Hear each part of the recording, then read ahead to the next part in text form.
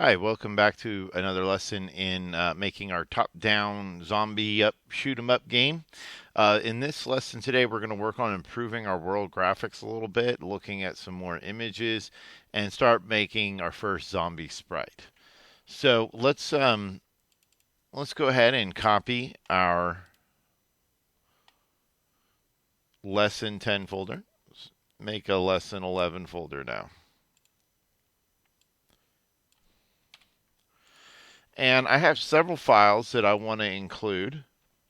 I'd like us to add just a couple more mazes. So I made a maze 3, or map, I should say map 3, and then a map 4 that I called maze, and a map 5 called gauntlet that was designed by the original creator of this series from Kids Can Code. So that'll just help us look at the effect that changing your map has, and I hope you'll play with making your own map and customizing it. We're also going to add a couple more images.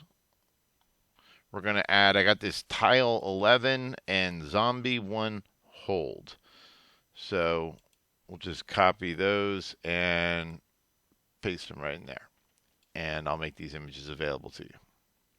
All right, so we got that set up. Let's go ahead and take a look at our main as it is right now. So where we currently left off in lesson 10, we have the ability to move based on vectors. It seems like we kind of run into the walls a little bit with our shoulder. That can be adjusted fairly easily by just changing your hitbox a little bit. We can make our hitbox a little bit bigger if we like. Remember, we have a separate hitbox in our settings. Well, actually, no, it's in our sprite class.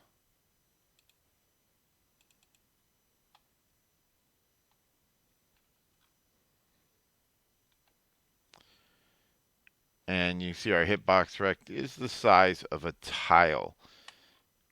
If we want to make it a little bit bigger, we certainly can. Just adjust the pixels. We had it to where we could see our hitbox. And it's, centered fairly well. It's just a little bit small for the rotation. But that actually works pretty well, especially when we start putting graphics in it, because, you can kind of brush up against things. Because remember, it's the hitbox that's controlling whether or not we are colliding. But I'm not going to worry about that right now. Let me change this so that my title says Lesson 11. There we go. All right. And again, just to remind you, the hitbox, this is where we create it. You can just type in a different tile size, or better yet, make another setting that controls the size. So we probably want to make another player setting here that says, hitbox size, and then you can use that here. But like I said, I'm not going to worry about that too much right now. What I want to do is get these graphics getting a little more interesting. So first thing we're going to do is we're going to go to our sprites, and we are going to change the shape of our wall. Let me get my outline so I can just click on stuff. And you can see right now we're just making a Pygame surface. Remember, it takes a tuple. Recall, tuples have their own set of parentheses. Then we just made a tile size, and then we just kind of set the image to be filled in blue. So let's change that. So first thing I want to do is I want you to hop over to settings, and we're going to go to our image file settings. And we're going to add a couple settings here. And we're not quite to working on the zombie yet, but let's go ahead and add that as well, so we get it done. So the zombie was, if we look at the files, let's see here, zombie1hold.png.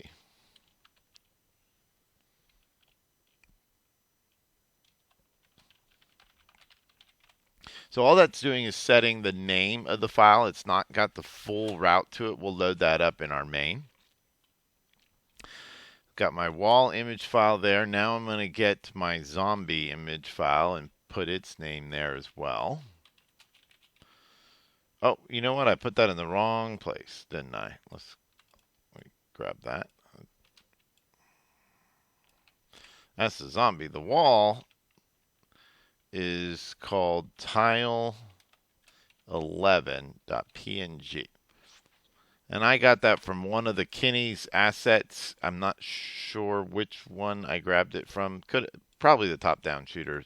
Probably where I got most all of these things. I know it's where I got the zombie from. And you can download that whole pack if you want, because we'll be using a lot of it.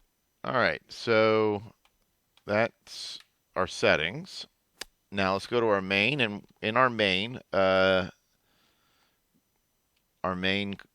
module, we have an application class which calls a load images.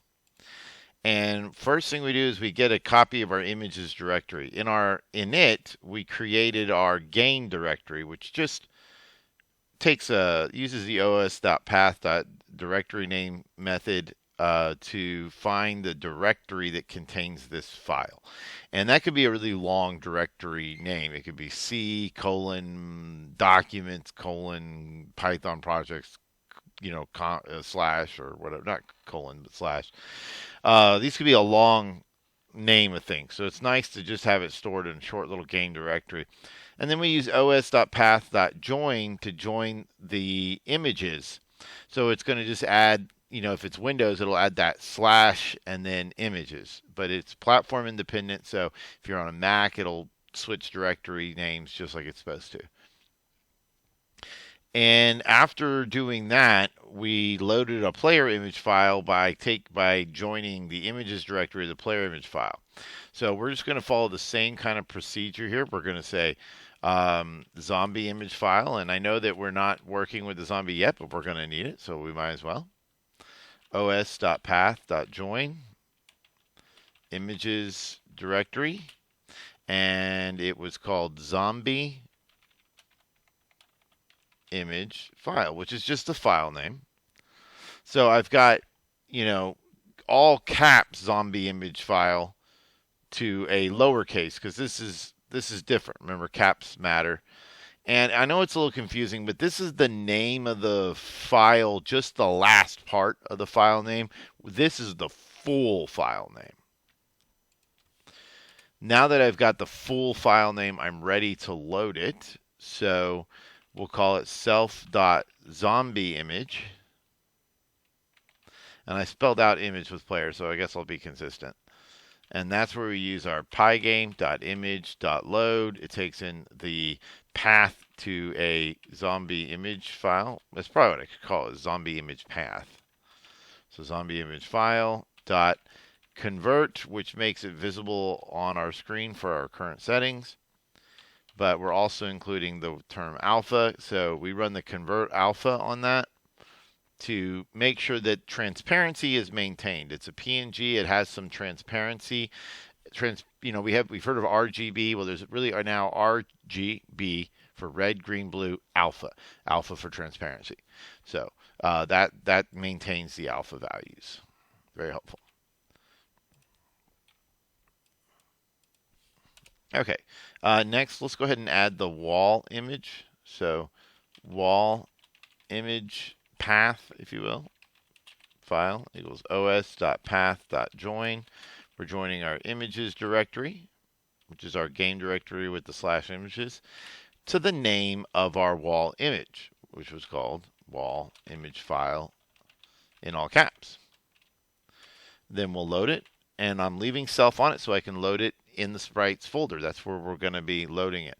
And it's the wall, I don't imagine we're going to be rotating, but we're going to be rotating our zombies, rotating our player images, so we need to have this clean copy that we can reference. That's why I'm loading it in main. Also, I want to have all my loading occur at one time so that I'm not stalling the game to load things at different times. I want everything loaded that has to be loaded to the original, because that takes time. So this will be wall image, pygame.image.load, wall image file dot convert alpha. I don't like that there's no space there. There we go.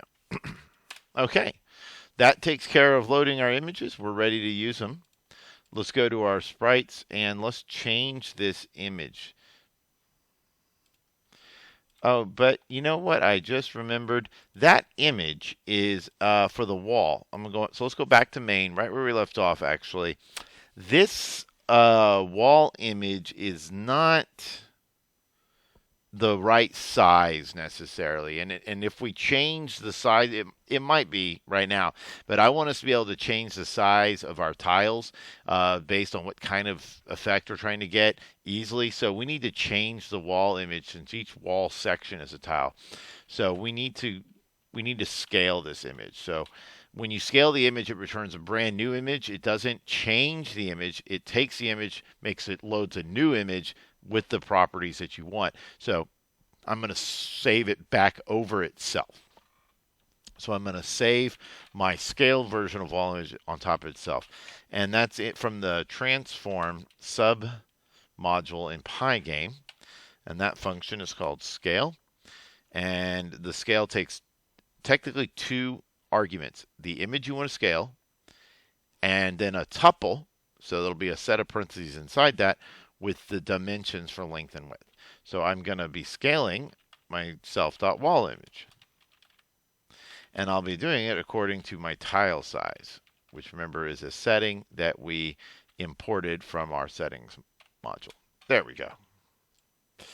That's going to be better. All right, now let's go over to sprites and let's do this. Self.image, we're just going to have to say go back to the game. Remember, game is our reference to our main. So self.game is, or more technically, it's a reference to an instance of the application class in our main.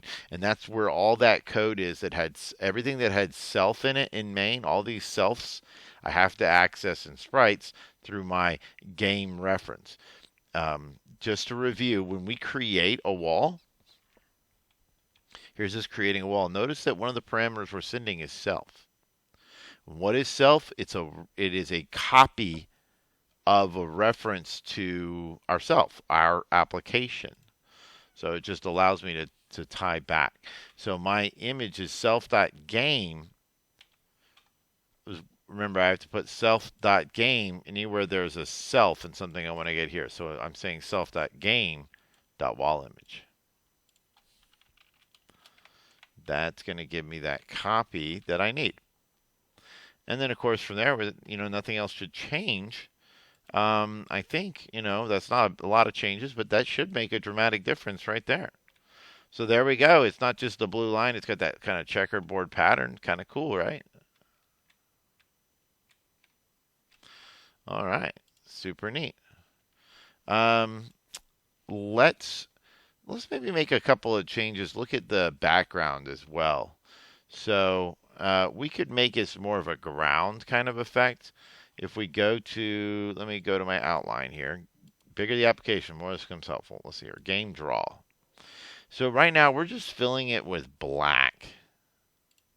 But I'd like to do a different color. Let's do a brown. And I don't think I have a brown in my settings yet, but I looked one up. So let's add it right here under white is fine. So brown. Now our brown's going to be 160, 160. So let's see if that kind of adds to a little bit of the character. Yeah, that looks cool. You can turn on our tiles, which shows our frame rate as well. Right. So where you can see that we're definitely still a tile game, but our camera is free flowing with our vector movement. All right, that is pretty cool. Let's add a zombie. Actually, you know what? Before we add a zombie, I want to just go over the different maps that I sent you. Let's take a look at map3.txt. So this is, I just want to show you how easily you can change the game. This is just something that I made myself that's kind of weird, but you can explore these different kind of shapes. But that's how easily we can load a totally different look to our level and size, right? Because the size of our game is, depicted by simply the size of the map. Let's take a look at another one. I have a map 4, which I also included the word maze on. So, and this one I want to talk about something that you could really take and use. So right now, this is not that cool to me. Like I can see too much of the maze, right? Um, Not really very helpful.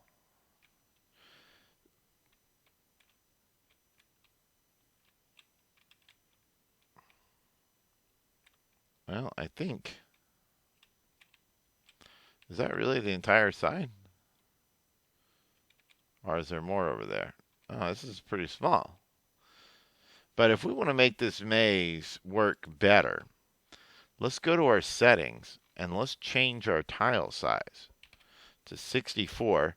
And I'm going to cut these down in half. So 16 by 10. And when I do that, this should hopefully give us more of a maze feel, right? So it's quite a bit bigger. Notice my hitbox now is bigger because I still have it tied just to my tile size. So that might be a reason to make your own variable. But see how much more that zoom in makes that just small little maze that we made makes it a lot. I mean, it wasn't even as big as the screen, but now it's a lot more engaging, because I can't see as much. So, we could even zoom in even more or make a bigger maze. So have fun with that. Really try and make something cool. All right, and lastly, I've got this really neat. It's like based on a map from the classic arcade game Gauntlet, and this was made by the good people at Kids Can Code. And so this is just a really cool world, like to explore. So that's the one I want to stick with for now and play around with, and add some zombies too. So let's get right to that. Well, now I'm still really zoomed in here, though. I don't know if I want to be this zoomed in, but I don't know. I kind of like it. Um, but yeah, I probably want to adjust the tile size hitbox, but you don't want to be any bigger than a tile, or else you won't necessarily be able to sneak through cracks. But yeah, this isn't bad. I can, because of my hitbox being a tile size, I can totally fit through things. Making it a little smaller might make it easier to navigate, though. All right. So let's get to that zombie now. I know I've kept saying we're going to do it, but now we're really going to do it. So, well, it's going to be a sprite, so we're going to go to our sprite module. I probably want to keep wall actually at the bottom. This will add more stuff to my outline. But since wall, we're going to be coding the least amount with. We don't do a lot now. We just added an image, but that's the first time we've touched it since we made it. Let's keep zombie somewhat more above wall. Keep wall at the end. So this is going to be a zombie. This zombie is going to be a sprite. And so pygame.sprite.sprite. So let's review what we're doing when we say that. One of the great aspects of object-oriented programming is the ability to subclass. So the sprite class in Pygame, in and of itself, is pretty boring. It doesn't really do much, but it does have some nice code and some nice organization to it. And we want to use that. And as soon as I put pygame.sprite.sprite here, then my zombie class gets all the code that I'm about to write for it, plus all the code that was written by those really good coders at Pygame. So, I mean, and I don't even have to debug it. That code is working, and I just inherit it. So it's great. It's like the lazy man's guide to programming, right? Very, very useful. So let's make our init. Now, when I write this init, I'm technically, and again, we'll take in a reference to the game, I'm technically overriding the init in Sprite. And so I've actually just, all that code I just inherited here, I'm going to lose by writing my own init if I don't call the init in the sprite class. So I want to call the init from the sprite class, which is my super class. So calling this super function means get this, get that reference there. So I don't basically, and there is another way to do it. I could just type it out, but instead super just automatically grabs it, and then I call the init function from within it. Okay. Notice it doesn't have the word self in it here, though. You just call it. All right. And self.game gets a copy of the game, so it's stored in it. I should mention that there's nothing inside these parentheses. I said there was no self in it. There's nothing there in it at all because the sprite constructor doesn't take a parameter at all, or if it does, it doesn't require a parameter, I should say. But if it did, we would have to put stuff in there. Okay, well, let's get our image. Well, remember our image was made in the game, so I have to say self.game dot. I think it was zombie image. Well, let's take a look. Self.zombie image. I'll just grab you right there. Perfect. And it will need a rect for positioning and collision. So self.image.getRect, our favorite method, getRect. Okay.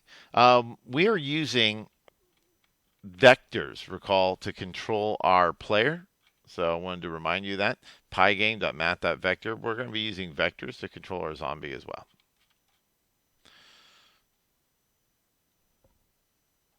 Self.position. Yeah, pygame.math.vector2. And it'll be the XY that we're given in our parameters. But I'll have to multiply it by the size of a tile. Remember, you can multiply a vector by a single number. It just multiplies each one of those values.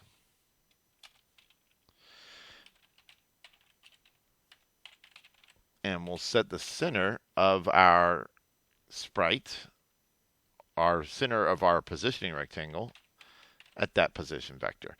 Nicely enough, the rect positioner can take in a tuple or a vector, so it works really well. We're going to be dealing with rotation as well, so we'll say self.angle equals 0.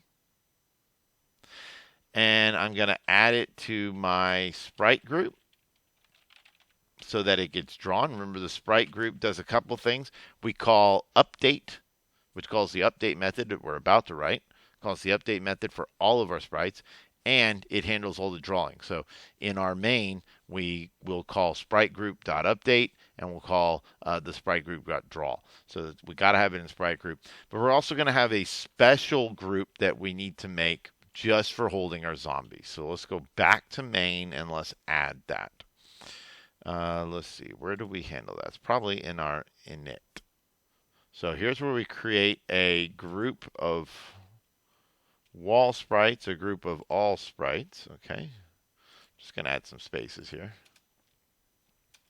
So this is going to be a group of all zombies in game. And that'll be self.zombiegroup, which again is a pygame.sprite.group. So this will allow us to check for just collisions amongst our zombies. We had a wall group for collisions with just a wall. Now we need a collision with just a zombie. So we're not using it for drawing or positioning. That we're using this group so that we can use sprite collide with just our zombies. All right, that looks good. Let's go to there and let's add to that group as well, since it is a zombie. Self.game.zombie group add myself. So I'm adding myself to both of those. All right, we will be calling update. Remember, the draw method just draws the image to the location defined by the rect. So that's taken care of for us. But we need to make an update. And what I want to have happen right now is I just want the zombie to watch us. All right, we'll start with that. Okay. So I want the zombie to look at us, and we'll have to do some vector work to do that. So let's talk a little bit about that. All right, so what I have here is just like a screenshot of kind of a zombie doing what we want it to do, looking at the player. So we're using vectors for the positions of each one of these. And so I want you to, let's just make up some numbers here, okay?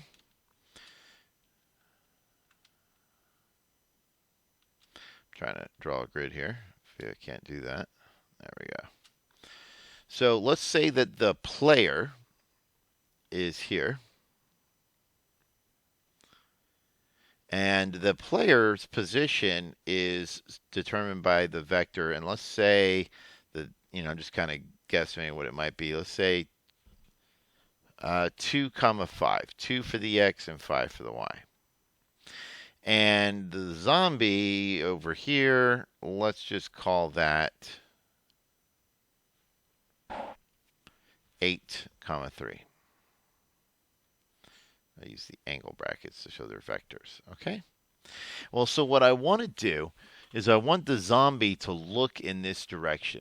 Now, vectors have an x and a y, but we can also describe them as a magnitude, which is the distance, the length of this vector here, which I'm going to call vector v. But we also have an angle for that vector v. So first, let's talk about what this vector is and how I get it. The way I'm going to get it is by simply subtracting vector player minus vector zombie. So this vector would be subtract the x components, subtract the y components.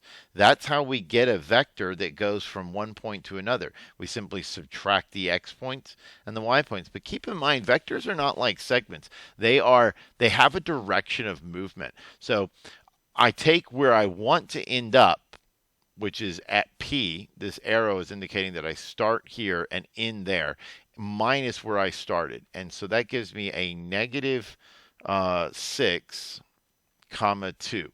And this vector is a set of instructions. It says that if you're here, you need to move, if we moved perpendicular, you need to move 6 units left and 2 units up in order to get from the zombie to the player. That might sound a little bit like slope. You can think of this slope as a rise of 2 and a run of negative 6. That's how you get there. Now, what is the angle of this vector? Well, we could worry about the magnitude later. Right now, I just care about the angle. Well, so we need to talk a little about vectors in standard position. So if you look at this picture, you see the vector is starting at 8, 3 to 2, 5, and that's certainly true. But I don't have to describe my vector at that location. I can describe my vector from the origin, which is what we call standard position. So I'm actually going to redraw this because we want this vector to be from the point of view of the zombie. Okay?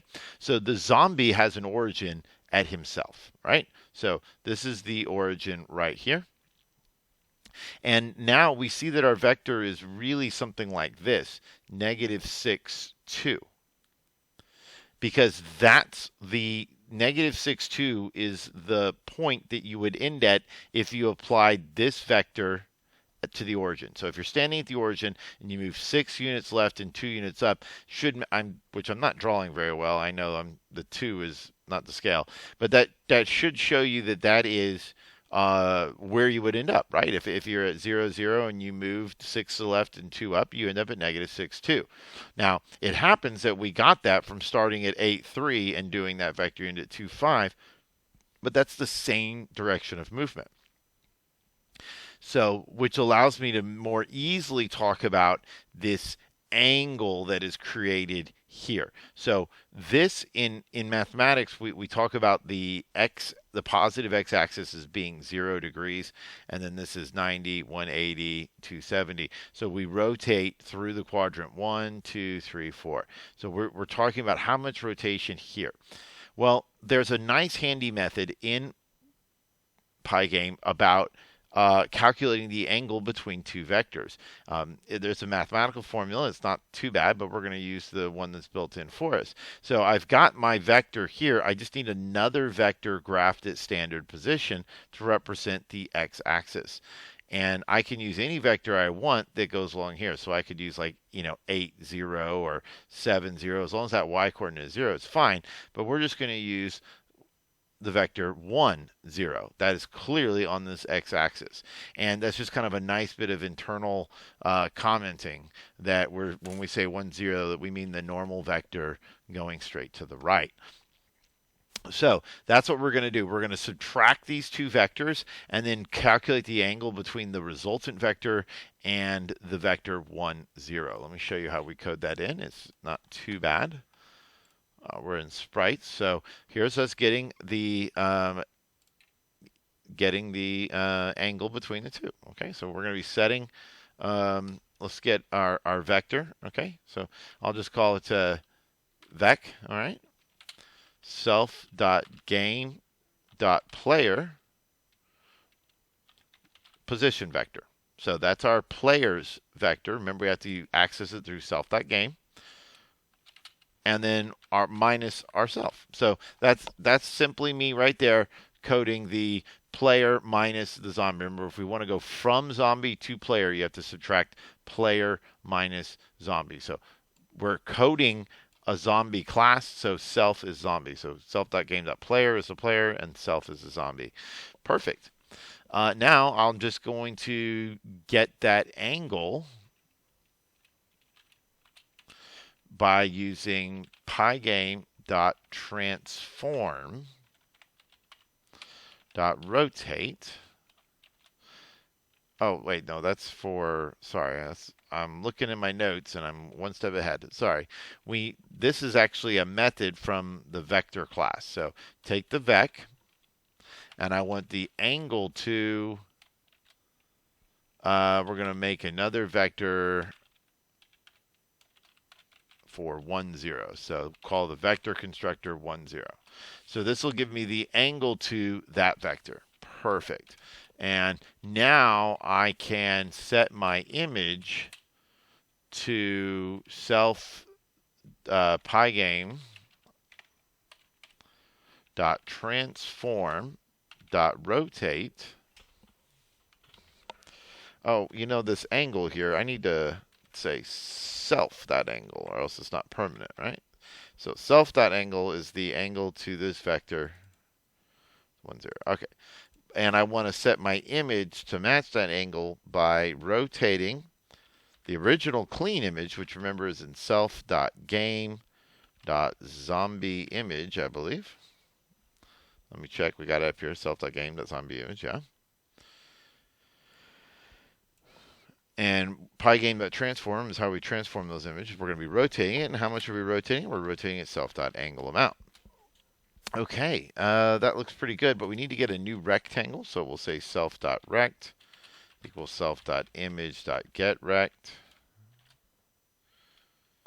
And we'll set our center equal to our position. Okay, so just kind of repositioning it after the update. Really shouldn't need to do any repositioning right now, but I think we need that still, because otherwise as we rotate it might move us around. I'll check. I'll try commenting it out and seeing what happens. All right, let's see how it runs so far. Oh, we can't see how it runs so far. Never mind. We have to add the zombie to our map. So let's do that. We have not added the zombie. So I'm just going to open up the gauntlet here and open it in Thonny. Oh, I don't have that as a option. So I'll go here. Open all files. There we go. Map 5. And oh, it says there's a zombie. I've already got one there. Oh, but so yeah, make sure if you are putting up the map 5 gauntlet, there already is a Z for zombie. But what I haven't done is in my load game, I haven't loaded it. So now we've got a 1 for a tile, a P for a player. Now we need a Z for a zombie. If the tile equals capital Z for zombie, I think we just have to say, I just need to add it. So sprites.zombie. Remember, I didn't import everything from sprites, so I still have to say the sprites class. This would be a good time to review that. So you notice how we're saying from settings import star. So I don't have to say settings dot in front of everything, but I just imported sprites. If I said this from sprites import star, then I do not have to say sprites.zombie. Instead, I just say the name of the class. But if I only import it without saying import from, like I have here, then I do need to say sprites dot. And I actually prefer it here because, it is more typing, but it makes it a little bit easier to see where all these classes are located if I have to make adjustments.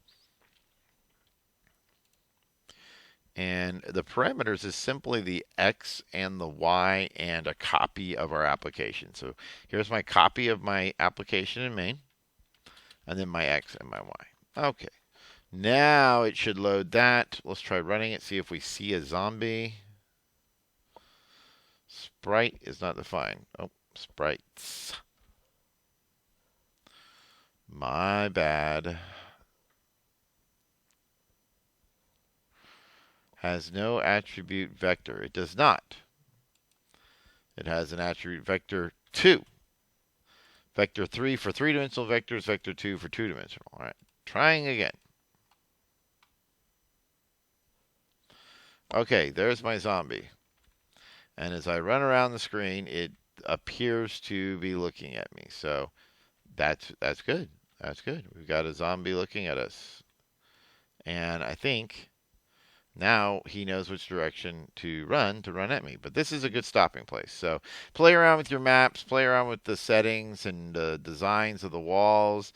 I don't know what else you could do. These walls aren't super interesting, but you could probably come up with something more interesting. And hopefully the vector stuff made sense. So until next lesson, take care.